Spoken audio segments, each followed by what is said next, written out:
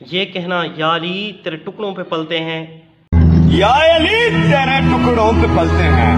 بسم اللہ جی، آل نبی اولاد علی سے گزارش ہے اور ماتمیوں سے گزارش ہے کہ کمنٹ میں ایک بار صرف حلالی ہونے کا دعویٰ کر دیں کہ یا علی تیرے ٹکڑوں پہ پلتے ہیں، مجھے پتہ لگ جائے گا کہ یا علی کے چاہنے والے جو ہیں نا وہ کتنے ہیں۔ یہ شرک ہے۔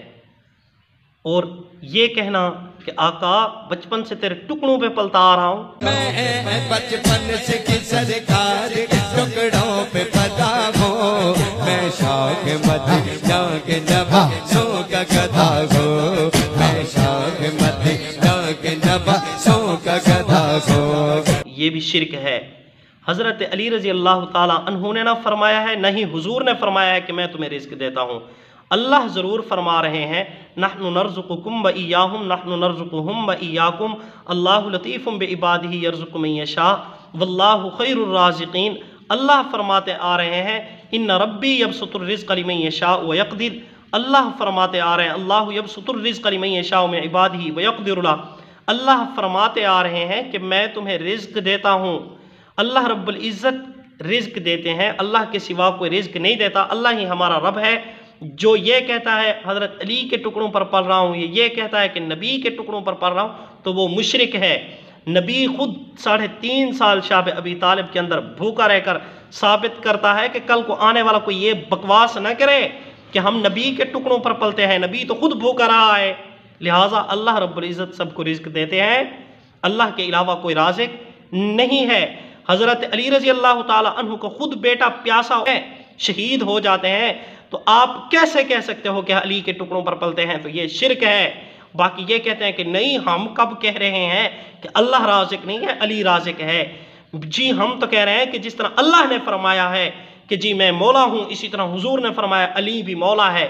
تو جس طرح اللہ مولا ہے اسی طرح علی مولا ہے، جس طرح اللہ رازق اسی طرح علی رازق۔ بے وقوف کھوتے ہو، شرم آنی چاہیے۔ کب کہہ رہا ہے کہ اللہ کہ جی حضرت علی مولا ہے؟ یہ تو حضور نے فرمایا، مولا دوست کے معنی میں ہے۔ اور باقی یہ کہنا کہ جی جس طرح اللہ رازق ہے ویسے حضرت علی بھی رازق ہے، تو بھائی شرم آنی چاہیے، یہی تو شرک ہے۔ پھر آپ بتلائیں شرک کس کو کہتے ہیں؟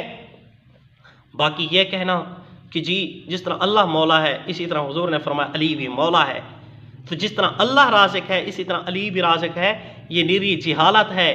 حضرت علی خود بھی جناب نبی کریم صلی اللہ علیہ وسلم کے ساتھ شاب ابی طالب کے اندر بھوکے اور پیاسے رہتے ہیں۔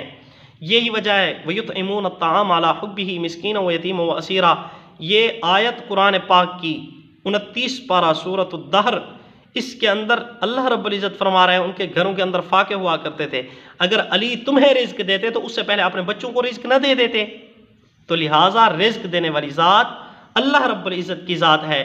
اللہ رب العزت نے قرآن پاک کے اندر پہلی سورت کی پہلی آیت میں فرمایا الحمدللہ رب العالمین، کہ تمام جہانوں کو پالنے والا اکیلا ہے، اور لم یکن لہ کفوا احد، اس جیسا کوئی ہے نہیں، لیس کمثلہ شیء، اس جیسا کوئی بھی نہیں۔ علی الاعلان فرما رہے ہیں اس جیسا نبی نہیں تو علی کہاں ہو سکتا ہے؟